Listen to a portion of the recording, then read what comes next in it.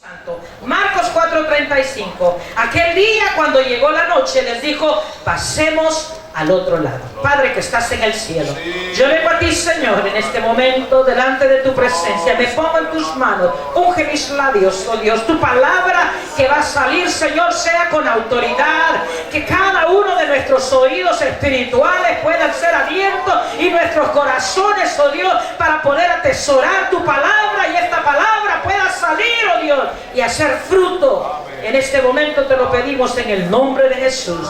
Amén y amén. Aleluya. Quiero hablar un poquito de lo que es la iglesia. La iglesia de Dios, hermanos, estaba en la mente de Dios desde el principio. Amén. La iglesia, hermanos, no fue establecida por el azar. No era que Jesús no tenía nada que hacer, hermanos, y como dice Marcos 3:13, que subió al monte, llamó a los que quiso, estuvieron con él, les enseñó y luego los envió a predicar. No era que no había nada que hacer, había un propósito en la mente de Dios.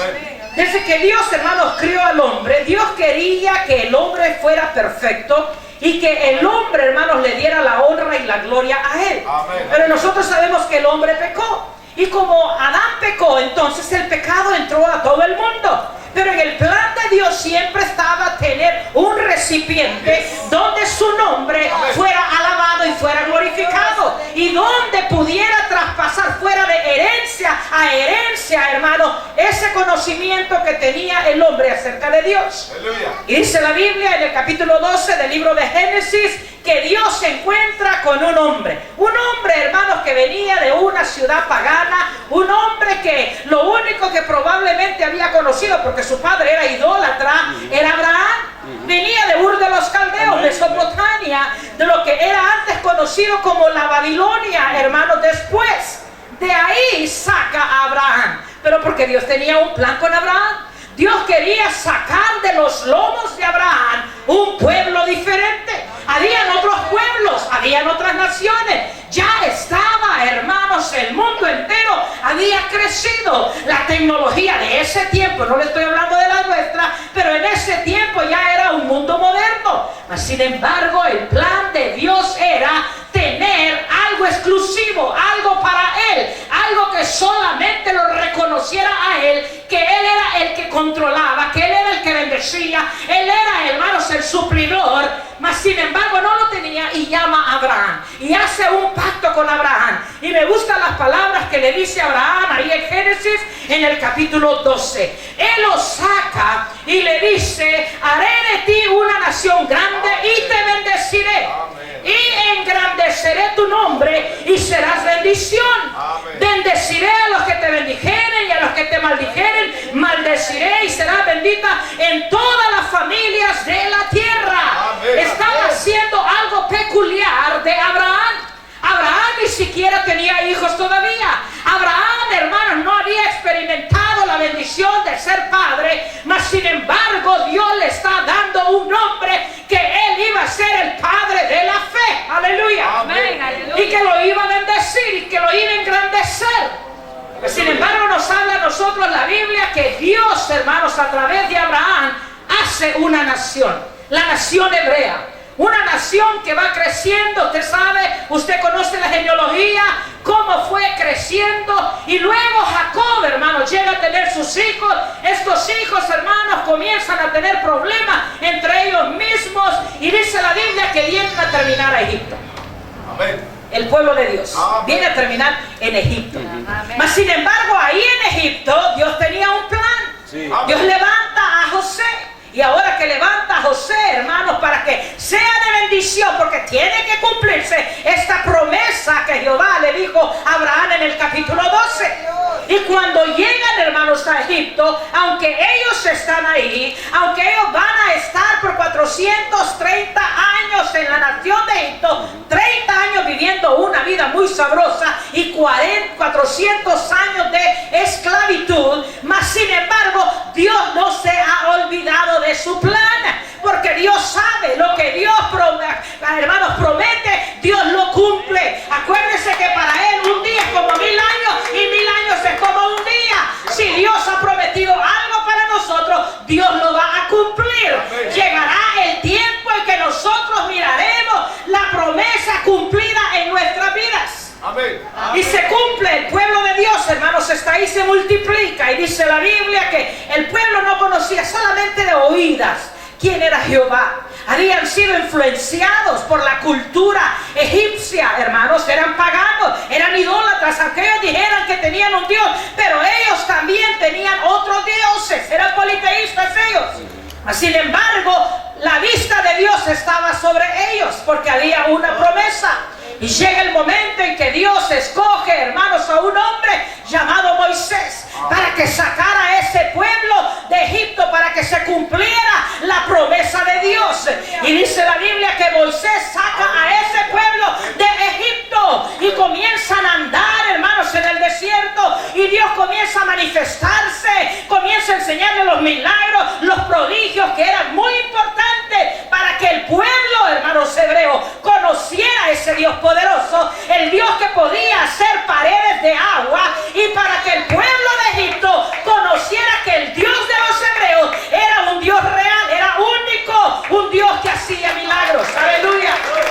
Y saca al pueblo y lo lleva por el desierto, y él se encarga de protegerlos. Amén. Oh, hermanos, pero había algo muy importante que Dios le dijo a su pueblo. En el capítulo, hermanos, 28 y 29 del libro de Deuteronomios, dice la Biblia que Jehová les habló al pueblo y le dijo: si oyeres atentamente la voz de Jehová tu Dios y guardares esos mandamientos en tu corazón y los pusieres por obra, entonces yo te voy a bendecir. Dice: al lugar que tú vayas te voy a bendecir. Voy a bendecir el canasto cuando vayas al campo, voy a bendecirte, tus hijos los voy a bendecir. Y sigue, hermanos, la lista de bendiciones de Dios para que el pueblo obedezca. Amén. Sin embargo, nosotros conocemos la historia que el pueblo, hermanos, su deseo era desobedecer. Era un pueblo que siempre quería llevarle la contraria a Dios. ¿Y qué sucede? Pues Dios tiene que matarlos a todos en el desierto. Josué y Caleb, y los que nacieron en el desierto son los que van a entrar a la tierra prometida. Porque tiene que cumplirse lo que él dijo en el capítulo 6 de Génesis: no todo el tiempo va a contender mi espíritu con el hombre, porque no todo el tiempo Dios va a tener paciencia contigo, no todo el tiempo Dios me va a esperar a mí. No, Dios es grande misericordia, pero también, hermanos, es un Dios que es fuego consumidor. Es un Dios que cuando llega el momento y Él trata con el ser humano, hermanos, Dios no juega. Dios es un Dios recto, aleluya. No es como nosotros que claudicamos entre dos pensamientos. Dios no, cuando Él dice esto es esto, así es, aunque nosotros no querramos. Amén. Y Él dijo entonces: si ustedes no obedecen, Deuteronomio capítulo 6, si ustedes no obedecen, dice, yo lo voy a destruir. Yo lo voy a esparcir por todo el mundo, y van a ser la mofa, la burla de todas las naciones, después de que eran, hermanos temidos, raádicos. Hemos escuchado de vuestro Dios. El pueblo entero de Canaán está temblando porque sabe que vuestro Dios es un Dios poderoso. Aleluya. ¡Qué hermoso! Pero ellos desobedecieron y siguieron desobedeciendo hasta que se cumplió la palabra de Dios. Miles de años, hermanos, nosotros podemos ver a un pueblo, una nación rebelde de corazón, mas sin embargo Dios tiene un plan y un propósito que no va a cambiar. Amén. Ellos desobedecen y son llevados cautivos, hermanos, y aquella nación que un día fue nación fue disuelta y ya no es nación. Cada quien, hermanos, fueron llevados a diferentes ciudades, fueron llevados cautivos por los babilonios, fueron llevados cautivos por los sirios, fueron llevados cautivos por diferentes naciones poderosas, y era consecuencia de su desobediencia a Dios. Amén. Amén. Sin embargo, hermanos, Dios no se olvida de lo que le dijo a Abraham. Le dijo: en ti serán benditas todas las naciones. Dios quería, hermanos, manifestar su amor, su poder a través de ese pueblo judío, a través de un pueblo, hermano, que iba a representar el cielo en esta tierra. Mas sin embargo, dice la Biblia, a los suyos vino y los suyos no le recibieron. Pero dijo: en ti serán benditas todas las naciones, mas a todos los que le recibieron. Y ahí venimos nosotros, a todos los que le recibieron les dio potestad de ser llamados hijos de Dios. Aleluya. Y no es algo del azar, hermano, que el Señor, Él nos llamó. No, ya estaba profetizado. Es una profecía profecía: en ti serán benditas todas las naciones. Oh, el profeta Isaías dijo: haré un pueblo de gente que no era mi gente. Aleluya. Una nación de gente que no era mía. Él quería del pueblo de Israel, el pueblo hebreo, hacer el recipiente que iba a llevar la verdad. Mas sin embargo, dice la Biblia que cada vez el pueblo fue desapareciendo, fueron llevados cautivos.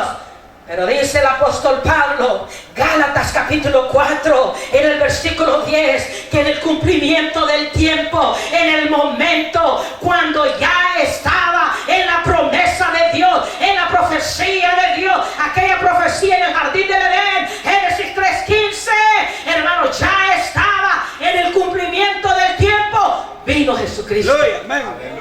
Aleluya, y nace de una mujer. Y Jesús viene con un propósito. Hay dos propósitos importantes, hermanos, por los cuales Jesús vino a esta tierra. Uno, para salvar a la humanidad. Y dos, hermanos, para establecer la iglesia de Dios. La continuación de la iglesia de Dios. Aquello que se había quedado, hermanos, allá perdido. Aquello que había desobedecido. Pero que ahora ya no iba a ser solamente un pueblo judío. Ahora, hermano, iba a ser lo que dijo el profeta Jeremías: el ave de muchos colores. Aleluya.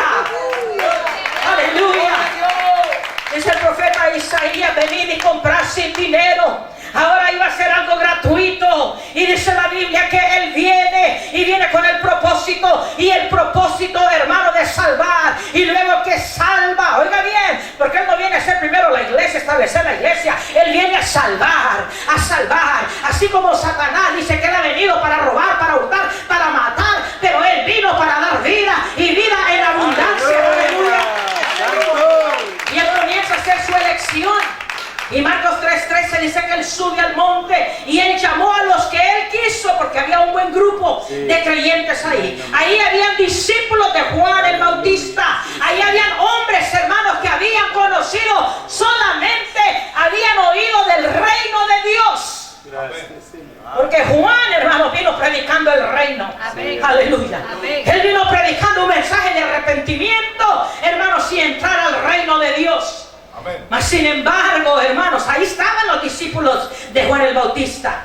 Pero Él quería, hermanos, algo especial. Él quería algo que iba a estar con Él, que iban a tener, hermanos, esa intimidad espiritual. Y es por eso que dice que Él llamó así a los que Él quiso. Aleluya.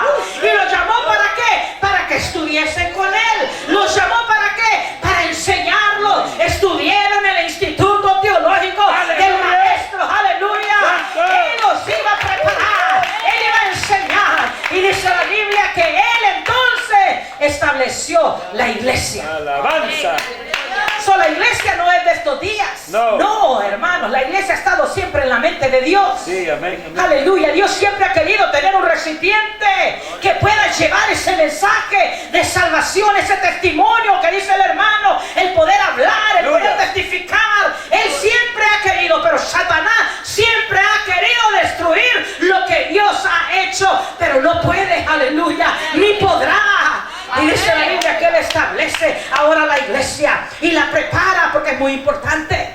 Hermanos, la iglesia tiene que estar preparada. Usted no tiene que prepararse, usted tiene que estar ya preparado hoy. Aleluya, eso se nos tiene que quitar de nuestro vocabulario. Hermano, vamos a prepararnos. No, mi hermano, tú no te prepares, ya debes de estar preparado. Amén, aleluya. Aleluya. So ya fuiste salvo, lavado con la sangre de Jesucristo. Tú has experimentado ya la regeneración, la santificación, el bautismo del Espíritu Santo. Tú eres una bomba andando. ¡Santo! Aleluya. Oh, gloria al Señor. Él estableció la iglesia para que estuviesen con Él. Gracias. Y luego que estaban con Él, y ellos conocieron, hermanos, 3 años y medio estuvieron con Jesucristo. Y ellos aprendieron, ellos miraron, aunque ellos estaban dormidos, se parecen a nosotros. ¿Verdad que sí? ¿Cuánta gente de nuestra iglesia, hermanos, tienen tantos años y todavía están roncando? Porque piensan que Jesús no va a venir, que Cristo, es que no creemos en las promesas del Señor. Es que no sé qué es lo que estamos esperando nosotros, pero hermanos, si Dios quiere, Él une de un solo. ¿Sí? ¿Qué fue lo que hizo para ser el hombre? ¿Usted cree que tantos científicos, hermanos, todo lo que ellos saben, los métodos que andan buscando, investigando para traer la cura a una enfermedad y no la encuentran? No, el Señor Jesús, Dios, hermanos, Él tomó lodo e hizo al hombre. Y luego le dio sueño, hermanos, y de una costilla sacó a la mujer. Eso fue lo que Él hizo. Porque Él es el Dios y Él puede hacer las cosas y cambiar las cosas en un momento, hermanos. Pero los discípulos, estando con Jesús 3 años y medio, hermanos, los discípulos estaban aprendiendo, estaban siendo entrenados. Había momentos en que ellos como que se les fallaba un poquito, hermanos. Todavía no le habían agarrado en realidad el propósito de Jesús para ellos, o el propósito de la iglesia para ellos, hermanos, en esta tierra.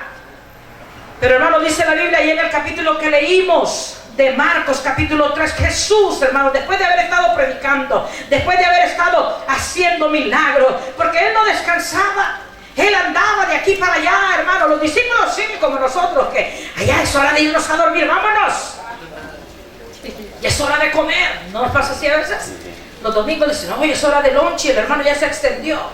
Jesús no. Varias ocasiones vemos a Jesús hablando y los discípulos dijo, ¿le habrá traído alguien de comer al maestro? Él aquí estaba en este capítulo, hermanos. Él acababa de estar predicando, dice la Biblia, enseñando, hermanos, predicando el sermón del sembrador. Y llega el momento en que Jesús, hermano, le dice a los discípulos, ahora sí, mire, ya está la iglesia. En los capítulos anteriores vemos la elección de los 12 discípulos, vemos la elección de la iglesia. Pero en este capítulo dijo Jesús, es tiempo de actuar. Ya los elegí, ahora vamos a actuar. Ellos no iban a hacer nada. Todo lo que ellos tenían que hacer era mirar. Ellos tenían que aprender del maestro. Es por eso que en cierta ocasión los discípulos de Juan el Bautista vinieron y dijeron, mira, tus discípulos no ayunan. Ellos no tenían que ayunar porque no era el tiempo, estaban con el esposo, tenían que gozar, tenían, hermano, que estar en fiesta. Pero va a llegar el momento, dijo, en que el esposo ya no va a estar, entonces van a tener que ayunar y van a tener que orar. Aleluya. Ya no está el esposo con nosotros, Él ya se fue al Padre, hermano. Y ahora es cuando nosotros necesitamos orar y ayunar, aleluya, y buscar la fortaleza de Dios. Pero mire que dice la Biblia que entonces Jesús llegó aquel día. Cuando llegó la noche, les dijo, pasemos al otro lado. ¿Al otro lado de qué? Al otro lado del lago, aleluya. Pero cuando ellos iban ahí, dice la Biblia, despidiendo a la multitud, le tomaron como estaba en la barca, y había también con él otras barcas. Pero se levantó una gran tempestad de viento y echaba las olas en la barca de tal manera que ya se anegaba. Y él estaba en la popa durmiendo sobre un cabezal. Y le despertaron y le dijeron, maestro, ¿no tienes cuidado que perecemos?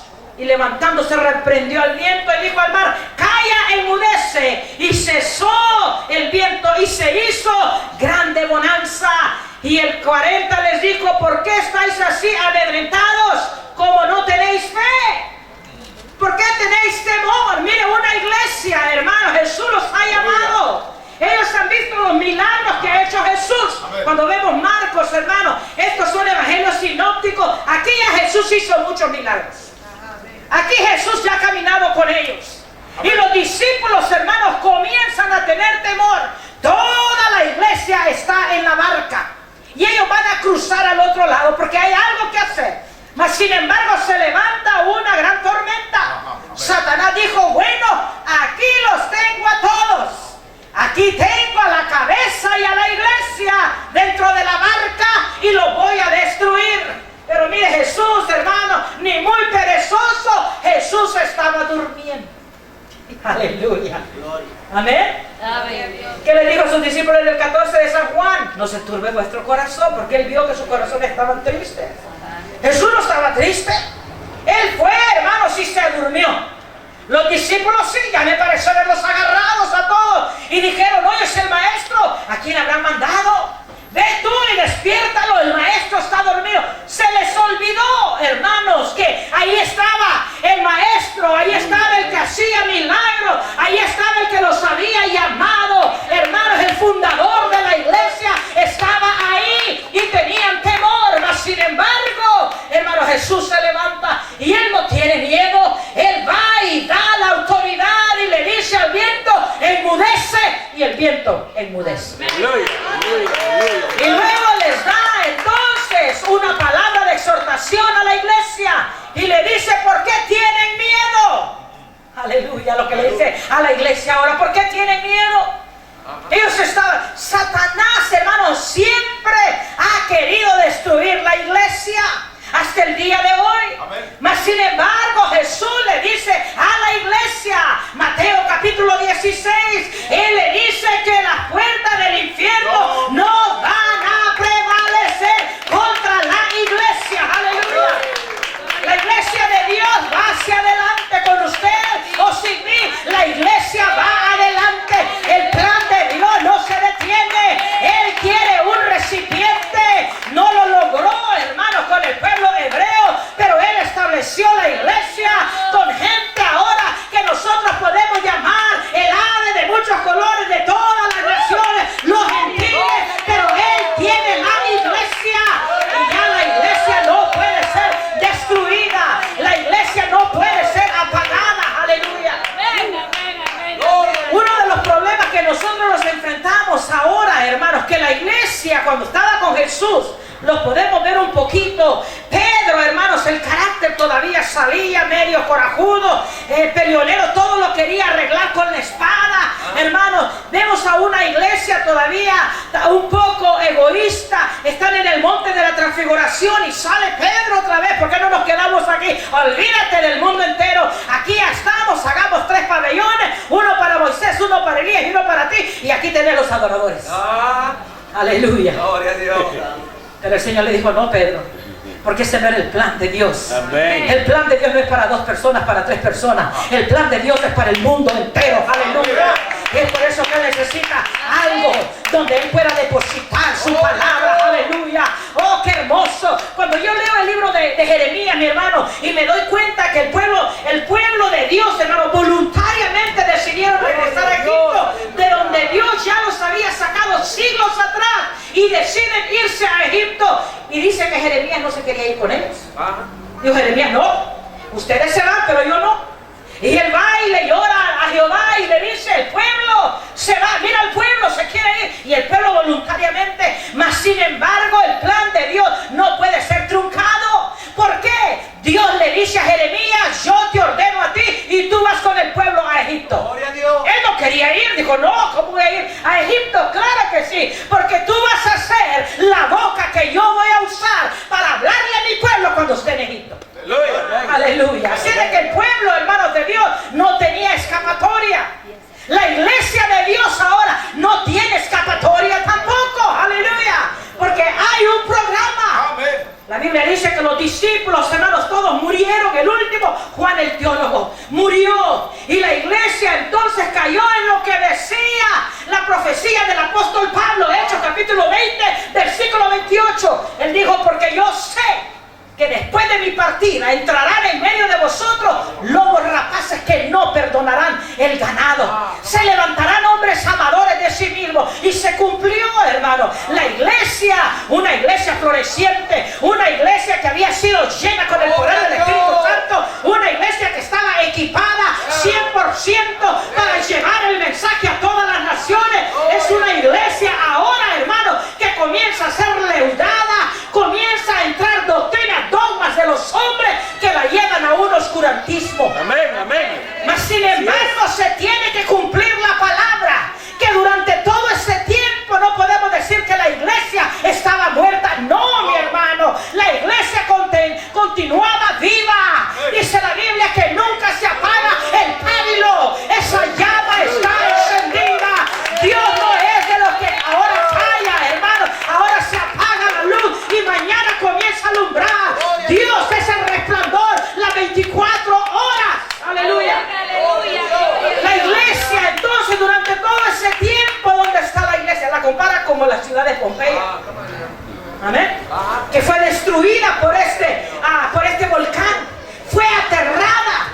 Cuando usted lee esos tratados, que no sé si los tenemos, porque ahora muchos de los tratados nuestros, hermanos, ya quedaron en la historia. Ya no los leemos. Y eso necesitamos nosotros, refrescar nuestra mente para darnos cuenta quiénes somos. A veces da lástima Porque el tiempo en que vivimos, muchos de nuestros hijos, hermanos, nuestras generaciones que están, hermanos, no conocen quién es la iglesia. Y pensamos que somos cualquiera. ¿Cómo le llaman estos que levantan ahí en las esquinas? Un kiosco, dicen. Mexicano, ¿cómo le llaman ustedes? ¿Hay mexicanos acá? Un changarro. La iglesia no es un changarrito. No, la iglesia es la institución que Cristo organizó en esta tierra. Aleluya. La iglesia es la embajadora del cielo.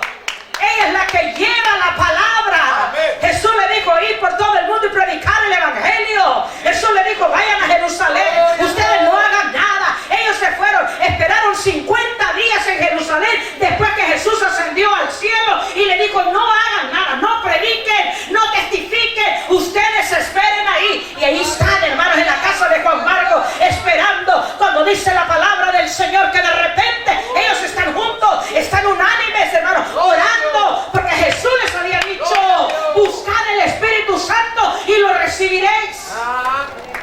Y dice la Biblia que cuando ellos están ahí en la casa de Juan Marcos, en el aposento alto, ellos están orando. Ellos no están jugando, hermanos. Ellos no están pensando en qué vamos a comer ahora. Ellos tienen una visión, ellos tienen una meta. Y ese es el problema. Muchas veces nosotros no tenemos la meta, no tenemos la visión, no tenemos la misión, no la entendemos. Porque es que nosotros estamos aquí en la tierra y pareciera que la iglesia está estancada. Pero déjame decirle que lo que nosotros no hagamos acá, hay un pueblo en otro lugar que está predicando el evangelio, y el evangelio de salvación. Aleluya, es la iglesia de Dios. Es la iglesia de Dios. Jesús le dijo, ve, ahí estaba la iglesia, ahí estaban los discípulos, y había una reunión de 120, pero ahí estaba lo principal, ahí estaba la iglesia. Es que la iglesia tiene que estar, hermano, en los negocios espirituales. La iglesia tiene que estar buscando el poder y la autoridad de Dios.